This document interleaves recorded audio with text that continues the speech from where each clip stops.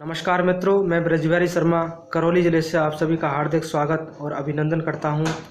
मैं भगवान परशुराम जी की जयंती के उपलक्ष्य में उनके जीवन से संबंधित महत्वपूर्ण, उनके इतिहास से संबंधित महत्वपूर्ण घटनाओं को आपके सामने प्रस्तुत कर रहा हूं।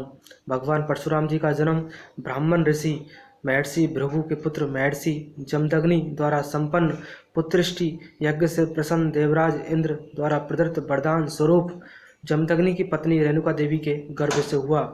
भगवान परशुराम जी का जन्म वैशाख शुक्ल तृतीया, जिसको हम आखातीज भी कहते हैं, के दिन मध्य प्रदेश के इंदौर जिले के मानपुर गांव में जनापा पर्वत पर हुआ।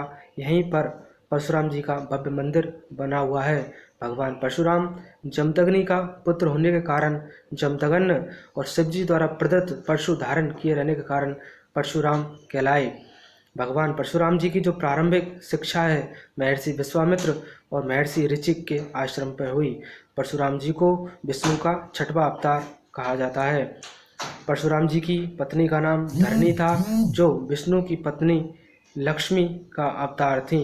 भगवान परशुराम केरल की मार्शल आर्ट क्लारीपट्टू की उत्तरी शैली बतक्कन कलरी के संस्थापक आचार्य और आदि गुरु हैं। परशुराम जी ने 21 बार इस धरती को हयई वंशी क्षत्रियों से विहीन कर दिया।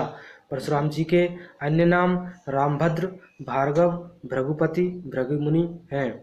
परशुराम जी के बारे में ऐसी मान्यता है कि वे त्रेता और द्वापर युग से अमर हैं। परशुराम जी का मंदिर राजस्थान के कुंभलगढ़ जिले में स्थित है। इसके साथ ही देश के अन्य राज्यों में भी परशुराम जी के मंदिर हैं, जैसे जम्मू कश्मीर के अखनूर में, महुगढ़ महाराष्ट्र में परशुराम जी के मंदिर हैं। परशुराम जी के जीवन से हम 5 सीख ले सकते हैं और उनको अपने जीवन में अपना सकते हैं। क्षमाशीलता, दानशीलता, नैतिकता और न्यायप्रियता, माता पिता को ईश्वर मानना, संहारक और भक्ति का समागम।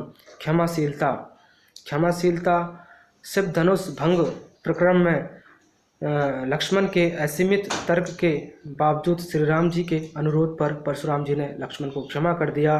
कर्ण का भी सत्य उजागर होने पर उन्होंने कर्ण को समस्त विद्या भूलने के बजाय सिर्फ इतना श्राप दिया ताकि वे दिव्यास्त्र चलाना उस समय भूल जाएंगे जब उनको इसकी सबसे अधिक आवश्यकता होगी। सहृदयी और दानशीलता का अंदाजा इसी बात से लगाया जा सकता है कि जब उन्होंने अश्वमेघ यज्ञ किया तो संपूर्ण पृथ्वी को जीत लिया और इसके बाद उन्होंने इस पृथ्वी का दान कर दिया और स्वयं महेंद्रगिरी पर्वत चले गए।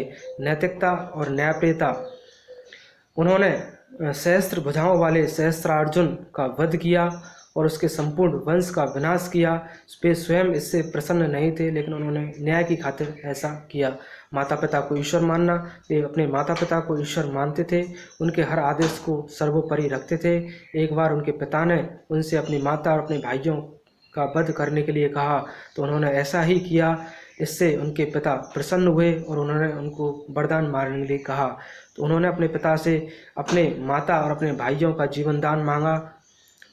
अगली उनकी जो विशेषता है, संहारक और भक्ति का संगम। परशुराम जी आवेश में आकर अपना विवेक नहीं खोते थे। आवेश में आना उनका एक महत्वपूर्ण उद्देश्य ही था उनके जन्म का, क्योंकि वे भगवान विष्णु के आवेश अवतार थे।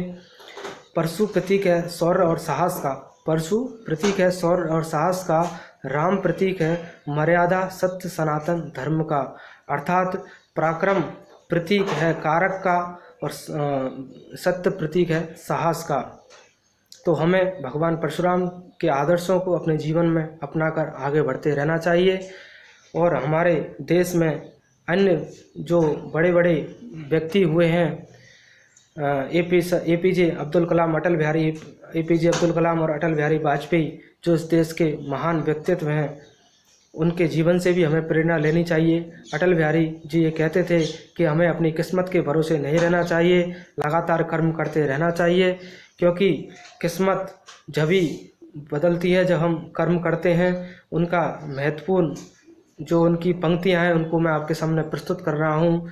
क्या हार में क्या जीत में, किंचित नहीं भयभीत में, कर्तव्य पथ पर जो मिला ये भी सही वो भी सही, हो कुछ भी हार नहीं मानूंगा, हो कुछ भी वरदान नहीं मांगूंगा। इसलिए लगातार कर्म करते रहिए और अपने मार्ग पर आगे बढ़ते रहिए। जय हिंद, जय भारत।